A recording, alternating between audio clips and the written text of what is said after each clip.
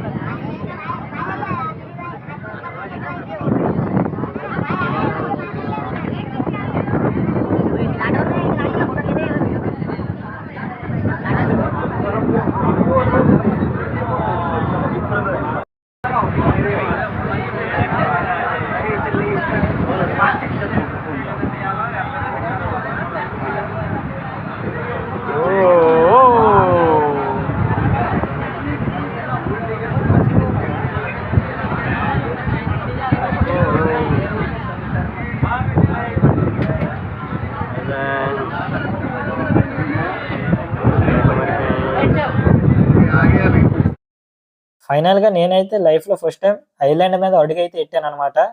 ఇది 4 వైపుల వాటర్ ఉండడం వల్ల ఇది కూడా ఐలాండే. సో ఫస్ట్ టైం ఐలాండ్ మీద అయితే అడుగెట్టాను. ఇప్పుడైతే ఇక్కడ కూడా హైలైట్ దగ్గర ఏంటిదంటే ఇక్కడ కూడా ఎంట్రీకి అమౌంట్ అయితే పే చేయాలి. వివేకానంద టెంపుల్ ఎంట్రీకి టికెట్ తీసుకున్నాను. సో లోపలికి వెళ్దాం పదండి.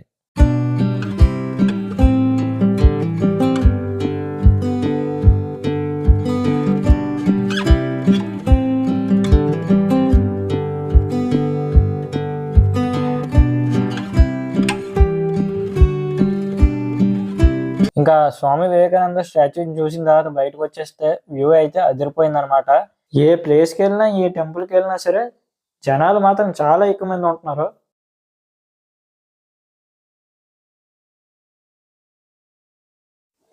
ఈ రైట్ సైడ్ ఏదో సన్ రైజ్ క్యాలెండర్ అని చెప్పేసి ఉందన్నమాట. చూద్దాం పదండి.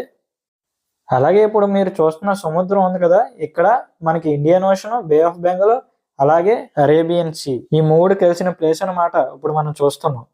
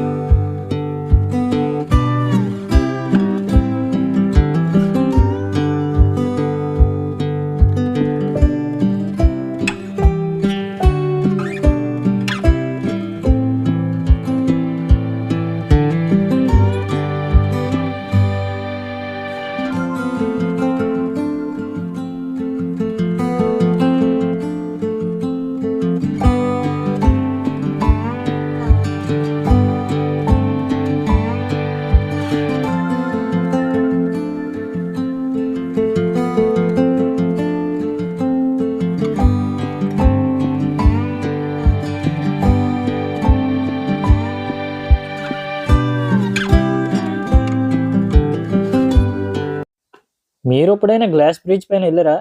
నేనైతే ఎప్పుడు వెళ్ళలేదు. ఫస్ట్ టైం అయితే గ్లాస్ బ్రిడ్జ్ పైన వెళ్తున్నాను. నాకైతే ఇంకా ఎక్సలెంట్‌గా అనిపించింది. ఆ అలలో సో ఆ అలలో రాయికి తగిలి వచ్చిన సౌండ్‌కి ఆ గ్లాస్‌లో నుంచి చూస్తుంటే ఇంకా ఆ ఎక్స్‌పీరియన్స్ మాత్రం చాలా బావుంటది. ఇంకా ఇక్కడ ఫోటోలు, వీడియోలు అని చెప్పేసి రచ్చ రచ్చ చేసేస్తున్నారనమాట. ఇంకా అలాగే ఇక్కడ సన్‌రైజ్, సన్‌సెట్ చూస్తే బుర్ర పాడైపోద్ది. ఇంకా ఆ తాత దగ్గరికెళ్ళి ఆ తాత స్టాచ్యూ దగ్గర మనం సన్‌సెట్, సన్‌రైజ్ చూస్తే వేరే లెవెల్‌లో ఉంటది. కాకపోతే మనకైతే అంత టైం లేదు కాబట్టి జస్ట్ అక్కడికెళ్ళి ఆ పైనుంచి మొత్తం వ్యూ ఎలా ఉన్నదో నేను చూస్తాను, మీకు చూపిస్తాను.